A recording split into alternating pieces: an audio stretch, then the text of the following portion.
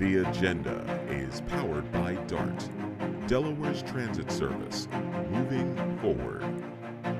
Attention Delaware small business owners. If you're looking to grow in 2025, I encourage you to check out the Delaware Division of Small Business Edge Grant Competition. STEM companies can earn up to $100,000 and entrepreneur class companies up to $50,000. Applicants must employ 10 or fewer individuals, be majority located right here in Delaware, and have been in operation less than 7 years. For more information, visit de.gov/edge. Good evening. Tonight, we confront one of the most contentious issues shaping the fabric of our nation. That's immigration. With the Trump administration introducing plans for sweeping deportation measures and the potential of rolling back birthright citizenship, the stakes couldn't be higher. These policies are not just political, they're personal. They ripple through the communities, our economy, and our very identity as a nation. But let me make one thing clear. We will not be ruled by fear. Not tonight, not tomorrow, not ever. Fear is a tactic, and it works best when we allow it to. We're better than that. We're smarter than that. And tonight, we're putting fear aside and focusing on what matters. That's the facts, the truth, and the impact of these proposals on all of us. Birthright citizenship has been the cornerstone of the American promise for over 150 years. It's simple. You're born here, you belong here. But now, that promise is being challenged, not just through dialogue, not through debate, but with the stroke of a pen. Deportation policies are being framed as solutions to complex problems, but they come with a human cost that cannot be ignored. So tonight, we're cutting through the noise.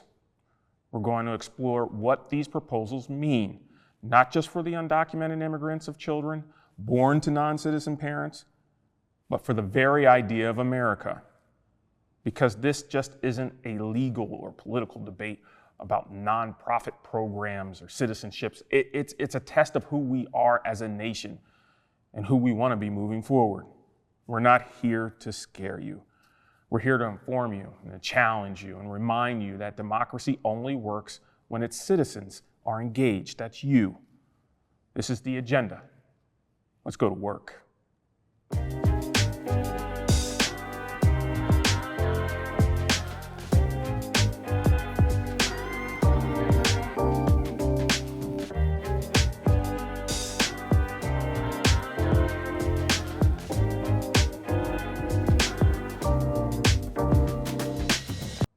Welcome back to The Agenda. Thank you so much for tuning in. It has been a hot January. Despite the frigid cold temperatures outside, the political landscape has been on fire, and today is no different. So we're bringing some heavy hitters. We're bringing them on, we promised you that. And Mike Brickner from the ACLU, thank you so much for joining us here on The Agenda. We appreciate it. You're a first-time guest, bringing a lot of information in. And we also have somebody that you might not think has a big political standing, but they're dealing directly with what's going on today, and that's Leanne McGurk. Thank you so much for joining us here on The Agenda. Leanne is not from the ACLU, believe it or not. She's from the Wilmington Children's Chorus, and how that's being affected by the pause on federal grants here in the United States. It's very interesting, but first we want to kind of deal with one of the several hot button topics going on right now in the United States. And Mike, that has to do with immigration here in the state of Delaware. ACLU is a little busy. Yeah, I've been telling everyone that this week's been about the busiest year of my life so far. So it's only Tuesday, Mike. It's only Tuesday. We're 8 days into Trump's presidency, and immigration, I think, is the hottest issue. This is one that President Trump has, focused on since he first went down that escalator in 2015. And as he was a candidate all throughout 2024, he was promising that he was going to do a lot of things. And now we're seeing that start to roll out, unfortunately. It's no longer a scrimmage. Exactly. This is the real game. I made it very clear to our viewers last week that he's doing what he said he was going to do. So let's stop this surprise. Let's put our feelings in our back pocket and deal with it as they come. We have citizens in the state of Delaware that will be affected by this legislation, that is being affected by this legislation. Now their children are being affected by this legislation. The reason why they came to this country was to ensure that their children had citizenship. That is no longer the case. A lot of this is being rolled back. And to me, and we'll get into this, I just think the issue when it comes to immigration is just the beginning. I think that there will be other things that will be rolled back and have a bullseye on their back, so to speak. And to me, we can get into the Voting Rights Act of 1965, but I think that is definitely on the docket, on the agenda, excuse the pun. But we'll get to that. Let's talk about immigration. Absolutely. So lots of stuff happening on immigration right now. I think one of the executive orders that President Trump has put out that has gotten the most attention is this one on birthright citizenship. Mm-hmm. Many people were pretty shocked that he would just issue this executive order that seemed to try and overturn a constitutional amendment that has been around since right after the U.S. Civil War. And I think it's important to kind of ground ourselves in why we needed that amendment. It was to ensure that formerly enslaved people were treated as citizens and that they and their children had citizenship moving forward. And now, Donald Trump and his administration wants to drag us back to 1865. Mm-hmm. This has been something that's been settled for over 150 years, and suddenly we're trying to pull apart what is something that is the very fabric of America, that if you're born here, you are a citizen. And now they're trying to pull that apart. And I think what is scary about that, again, thinking about the roots of the 14th Amendment, is they're trying to take away American citizenship from one group of people. Which will be a primer to take it away from everybody. If you do that to one group, right, it is so much easier to do it to the next group and the next group and the next group. And what gets me, Mike, and please smack my fingers if I'm saying anything wrong here, and Leanne, and this goes for you too, but we got to think about who built this country. They weren't citizens, right? The people that built the New York City, the people that were brought in on boats, not just African Americans, but people from other countries who helped build this country. They were Italian citizens, they were Irish citizens, they were from all over the world. And now those same people, it seems to be, have almost forgotten that about what their grandparents were, about what their great-grandparents were, and what some of their family members were. And you can tell that if your last name ends in a vowel, the likelihood that you are an original citizen and your family didn't take advantage of this birthright clause, the birthright action, is just downright false. How can you forget that, Mike? Absolutely. And, it's all connected to one another too, because, we have folks who, they're trying to take away their citizenship. You look back to the 14th Amendment and why it was really created. Yes, it was to ensure that, formerly enslaved people were citizens, but another big part of it was also to make sure that every citizen in the U.S. had equal protection under the law. Keep in mind, when we were founded as a country, it was only, white male landowners that really had rights in this country. And so that amendment has been the basis for civil rights for 150 years. And now you also have the Trump administration who is taking action against nonprofits, corporations, schools, who are also trying to just teach people about civil rights, try to accommodate people with disabilities, that they're saying that this is some sort of woke agenda. They're trying to take away the fabric of our nation and the civil rights that we have fought for decades and hundreds of years. So what would you tell someone who has questionable citizenship, or just frankly did not go through the proper channels to make that happen, right? And now they have to make some serious decisions, or the Trump administration is going to make it for them. Yeah, and what we're telling folks, so we are doing Know Your Rights sessions all throughout the state of Delaware. We're doing them for immigrants and for allies of immigrants so that they know what their rights are if they are approached by ICE. Because while the Trump administration has said, oh, we're going to really focus on people who have a criminal conviction or somebody who has an active warrant for their arrest, we know that these mass deportations are going to ensnare other people. That's folks that are just undocumented, who are living and working in our communities, who are helping to build America by working in our farms and our factories, people in our churches, people in our schools, that they're going to be potentially rounded up as well. And so what we're telling folks is know your rights, know whether or not an ICE agent has the authority to come into your house. Do they have an active warrant for somebody in there? Know not to maybe speak to them without an attorney, and make sure that you're protecting your rights if you are approached by somebody, whether it's an ICE agent or other law enforcement agent.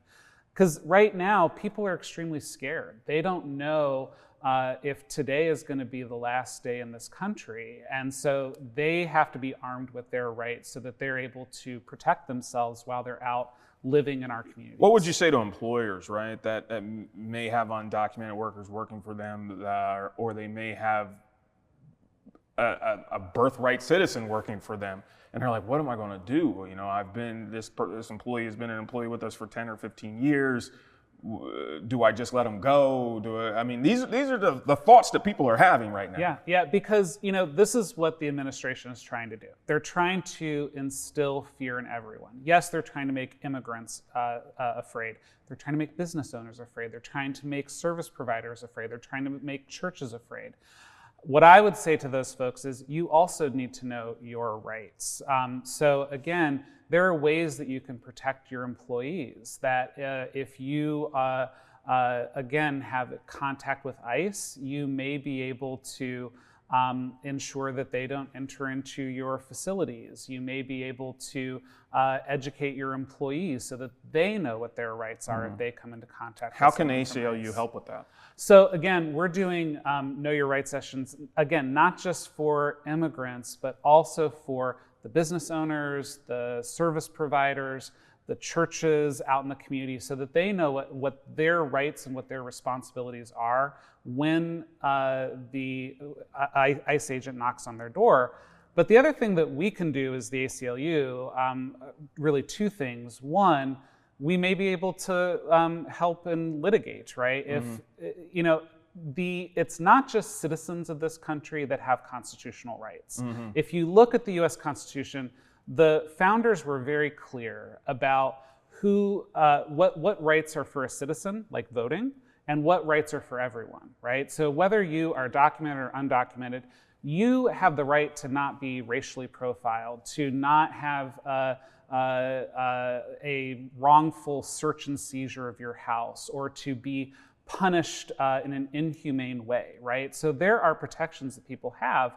And if these ICE agents are violating people's rights, we want to know about it. We want to be contacted by folks in the community because we might be able to help. I think the other thing that we're really trying to do is that, you know, we were prepared for this potential eventuality. Were we? We at the ACLU were. We started planning for Donald Trump possibly being elected over a year ago. We have given policies to our statewide elected officials with things that they can take to protect Delaware. Because while we can't necessarily prevent ICE from executing a valid warrant, if they say, Mike Brickner's an undocumented immigrant and he lives at this location, they can come to my house and they can get me and put me in detention. But what we can do as a state is we can say, we're not going to cooperate with you. We're not going to allow Delaware State Police to help you execute those warrants. We're not going to turn over information from our schools or our DMV so you can identify people who are undocumented immigrants. And we're also not going to allow you to do these dragnet raids in some of the places that should be safe, right? That we shouldn't have ICE agents posted outside of schools or outside of courthouses or outside of hospitals. Those should be protected places for our immigrant community because that's what is best for public safety, public health. I want victims of crime who happen to be undocumented to be able to go and testify against their abuser if they're pressing charges for domestic violence. I want them to be able to go to their child's PTA meeting and not be scared to go to the school. Right. And so we can take those actions as the state. We just have to have our elected officials show that courage and be able to take that step and say, we've got the backs of the folks here in the state of Delaware. Mike, put a pin in that. I want to come back to states' rights and what that means, but I don't want to forget about Ms. McGurr over here. And people are wondering, why is the Delaware Children's Course director What the hell is she doing on the agenda? And let me tell you why, ladies and gentlemen, because federal grants have been paused. They have been absolutely paused, and there hasn't been a tremendous amount of information given as to why, right? And what are the next steps forward? And they're not thinking about what that and who that affects. We want to talk about that impact from a socioeconomic standpoint. We could be here all night, but Ms. McGirt, please tell us a little bit about what happened to you today at work. It's only Tuesday, but it's been a real high and low kind of week. Last night, we actually shared with our community that we received a federal grant for the first time in 4 years. We were really excited to share the news that we'd received $40,000 from the National Endowment for the Arts. And you have 788 children in this choir. Yes, at the Wilmington Children's Chorus, we serve 788 children ages 6 weeks to 18 years old. We're right here in Wilmington, Delaware. This is our community. This is the community that we've served for almost 25 years. We're very proud to be a member of this community, and we were very proud to be a recipient of federal funding. So you've had other Republican administrations that you've served under. If you've been in here for 25 years, you've been through the Trump administration once, you've been through the Bush administration a couple times, right? And it's never been like this. No, it has never been anything like this. Yeah. We were real high of the week was kind of publishing that announcement last night and sharing that we'd received these federal funds. And then we woke up this morning to the news that federal grants and loans had been frozen. And we had essentially no information from neither the Trump administration nor the National Endowment for the Arts about what that meant for the Wilmington Children's Chorus. Mm-hmm. So from the director standpoint, are you nervous? I'm very nervous. The $40,000 that was allocated to the Wilmington Children's Chorus, essentially promised to us by the federal government, is specifically for a program that supports teachers and music educators in our city who come from underprivileged backgrounds. This is a program that the Trump administration could very well deem inappropriate or not in alignment with their administration's priorities and policies. And it is very possible that the $40,000 that has been promised to us by the federal government is on the chopping block. And it would just be literally, figuratively, taken out of the hands of children. Yes, right out of their hands. Right out of their hands. And I can only imagine what that does to them and what your organization does for the community. And this is just one, and I'm not belittling you, but this is just one small program, right? And there's several others that are out there right now that are being affected, and there's boards meeting right now, I'm sure, in this hour, trying to figure out, okay, if the money doesn't come back, what do we do? Because frankly, ladies and gentlemen, I want to be completely honest with you. In several of these cases, I don't think that the money is coming back. We have to now figure out, what are we going to do? What do we stand for, right? What do we stand for, and what are we willing to do as a group? Because I'm here to tell you, from the agenda standpoint, Kerwin's world, this money probably isn't coming back to us, right? Not under this administration anyway. And who knows how long this administration will go. He's already trying to figure out how to do a third term. So more than likely, if the term is extended, so are the ideas and the principles.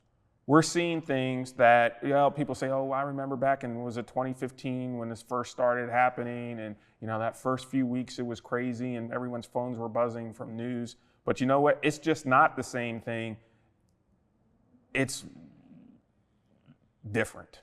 That's the only way I can explain it. It's just different. So we're going to talk a little bit more on not just this program, but in programs to move forward, as we move forward, is what are you prepared to do? What are you prepared to do? How can we work together to work these issues? And this is the other thing. I want politicians, and when we deal, Mike, talking about states' rights, I want to really hear what they have to say. Of course, I want them to hear what they have to say here on the agenda, but I also want them to know that we're listening, and this is what we've elected you for. We need to know what's next. How am I being protected? And right now, I don't have those answers. Maybe we'll try to figure it out right after our break. Thanks for tuning in. We'll be right back in a couple minutes.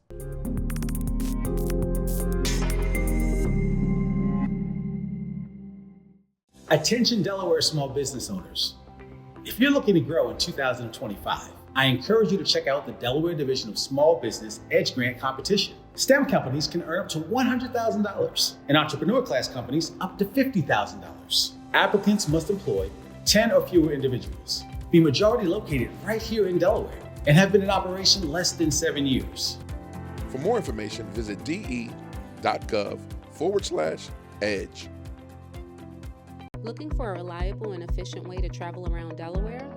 DART has a variety of routes and schedules to meet your needs, providing service in Newcastle, Kent, and Sussex counties. Whether you are commuting to work or exploring the sights and sounds of the state, our fleet of buses are well maintained, equipped with modern amenities. Public transportation is the greener alternative.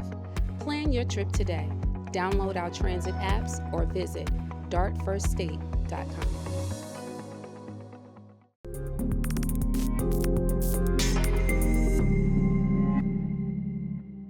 Welcome back to the agenda. We're having a great discussion in regards to the Trump administration's new immigration laws and executive orders. We're talking about federal grants. I have Mike Brickner here from the ACLU of Delaware, and I have Miss Leanne McGurr from the Delaware Children's Chorus, and probably wondering what this mix is tonight, but we're telling you, there's a lot going on and it's affecting everyone, and we wanted to make sure that we have everyone's opinion here. We have some information. Mike, you can help us out. As everybody knows, keep your phones close. Keep your phones close because the Trump administration is doing things pretty rapidly, and for you to find out, a lot of us are getting it by phone, by text, by email. By, oh my God, what happened next, right? All that's happening. Mike, talk to us about what you just learned in regards to federal grants and the judge ruling. Yeah. So as Leanna was saying, she just found out today that her grant wasn't going to go through. And just at the end of today, several states filed a lawsuit against that, including Delaware. Delaware is part of that, so we should feel proud about that.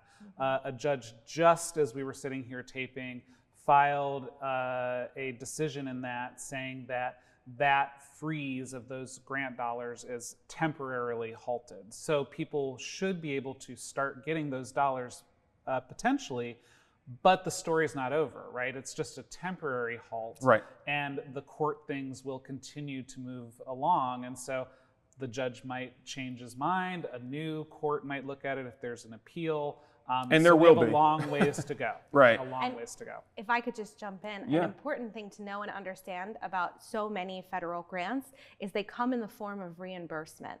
So for nonprofits across Delaware and across the country, the question will now be, how long is this temporary injunction in effect? And can we reasonably and in good faith spend money allocated by the federal government? Will we be reimbursed for our expenses as was promised? Or is this temporary injunction going to run out and nonprofits will be left holding the bag across the country? That has devastating financial impacts on the social network. How many employees do you have? We have 6. You have 6, and this is just one small program here in the state of Delaware, so that's 6 people that definitely is going to affect.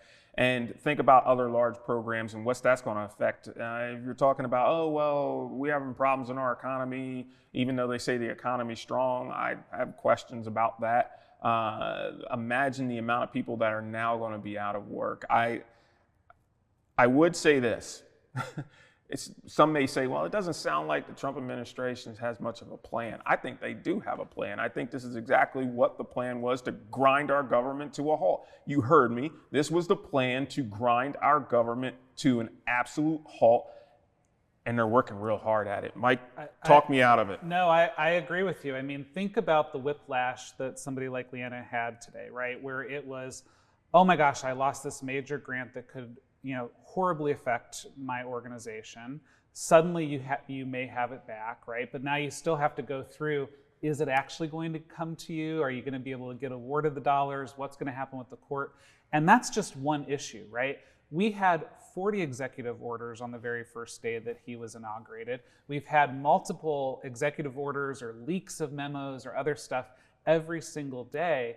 Many of us are already 8 days in, exhausted, feeling overwhelmed, The chaos is the point. We have to put it in our pocket, Mike. Yeah. We have to continue to work. We Yep. cannot allow exhaustion and disappointment and all these other things. I'm sorry.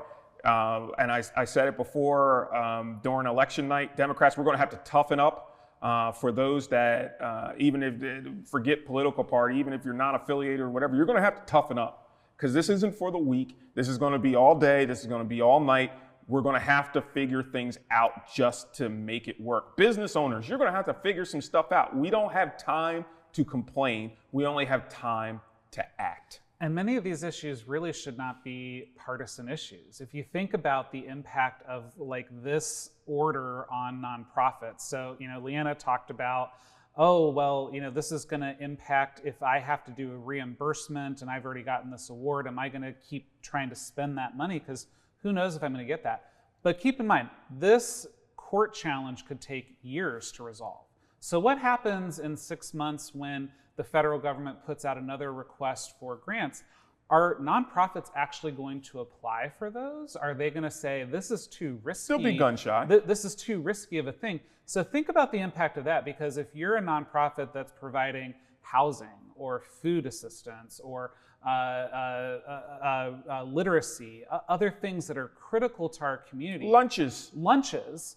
You're going to have a lot of kids in blue states, red states, blue cities, red cities, who are not getting fed, not getting their housing, not getting their education. And that's really going to break down our society. So this is really something that we have to look at beyond the partisan. And let's cut the crap.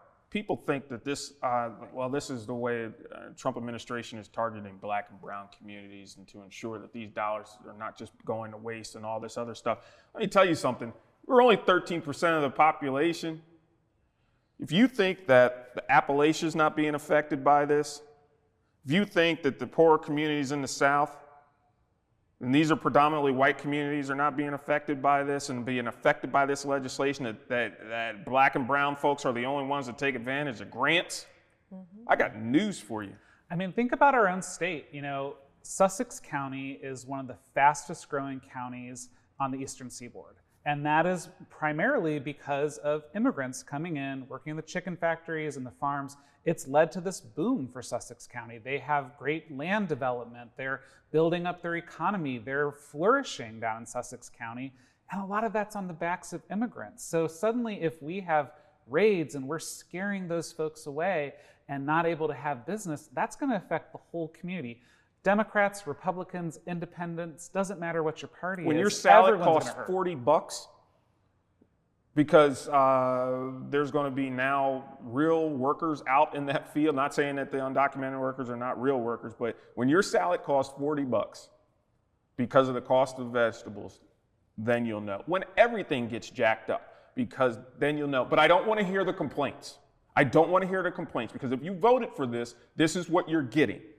This is exactly what you're getting. And if you don't know how much that labor affects everything, there's a reason why they've chosen undocumented labor. And it isn't anything that we had control over. These are big businesses. These are the same folks that sat up on that stage with Donald Trump and smiled in front of the cameras on Inauguration Day. If you think for a second that they're not taking advantage of this when it comes to bids and all these other things and how much it costs to get things done, you're sadly mistaken, my friend. This affects everybody, and it's going to affect you. Tell me I'm wrong, Mike. No, I think you're absolutely right. And I think that is what is slowly coming to the realization for a lot of people in this country. I have people in my life who voted for Donald Trump.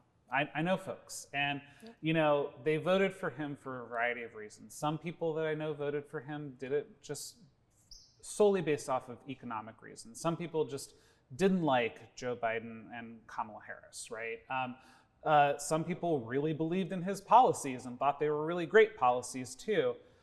But now that folks are seeing what he has wrought, there's going to eventually be a turning point, right? Where there is, nonprofits that are out there suffering, our communities aren't feeling safe, government has ground to a halt. there will be a tipping point. And I think that we have to, as the advocates out in the community, be ready to utilize that tipping point, right? Because right now, Donald Trump, he has, the presidency, he has a Congress that's willing to do what he wants to do.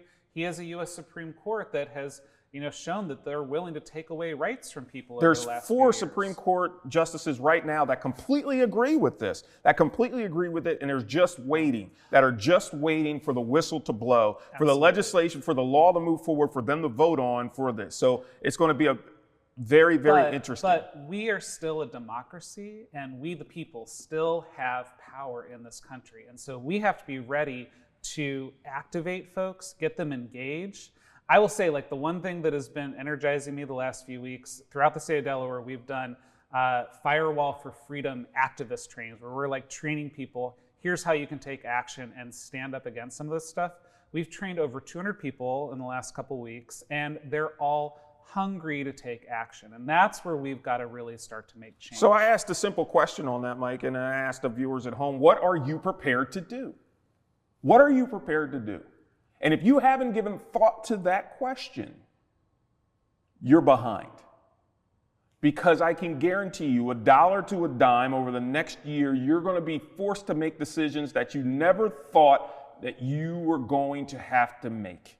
You never thought that your children were going to have to make these decisions. I guarantee you, within this year, you're going to have to make those decisions. So I feel that you owe it to yourself to ask the question, what are you prepared to do? Delaware, what are you prepared to do? We have our assembly that's currently in session now. And you know what? I want to be honest with you. I haven't heard a whole lot. So I'm urging them, all of those folks down in Delaware and even local municipalities, tell us, what are you prepared to do? What do you stand for? Let us know. If you stand for the ideas of the right, that's fine, but at least let us know. If you're not going to tolerate these legislation that's flowing down, these executive orders that are out here, let us know. Let us know something. Talk to us. Talk to your constituents. This is when we need you. This is why we elected you, and it's our expectation, and daggone it, it's your job. So let us know what you feel. You can do it here, you can do it anywhere, but tell people, guide them through this ball of Christmas lights that we have set before us right now. We have grants that are going to go away, they're going to affect people. The Department of Labor has a brand new secretary who's just coming in. I'm sorry, this is your first week. Welcome to the mess. But these are people that are going to need jobs, and they need to know, where can they go for unemployment? What are they going to do? The Department of Education, you don't think you're going to be affected by federal grant withdrawal? I got news for you. You will be. And I'm sure that you know that, and I'm sure that you have a plan, and you're working towards it. And I trust that my administration is working towards that. But we need to know that. We need for you to be as clear as crystal in regards to it. And right now, we're not hearing a whole lot. So continue to stay tuned into the agenda. Thank you. Appreciate y'all coming in. Best of luck to you and your organization. Thank you. I love to hear the kids sing. Bring them in one day. Absolutely. We shall overcome. That's what they need to come in here and sing. So let's continue to stay thoughtful. Let's stick together and ask the question, ladies and gentlemen, what are you prepared to do? See you next time, right here on the agenda. Stay tuned.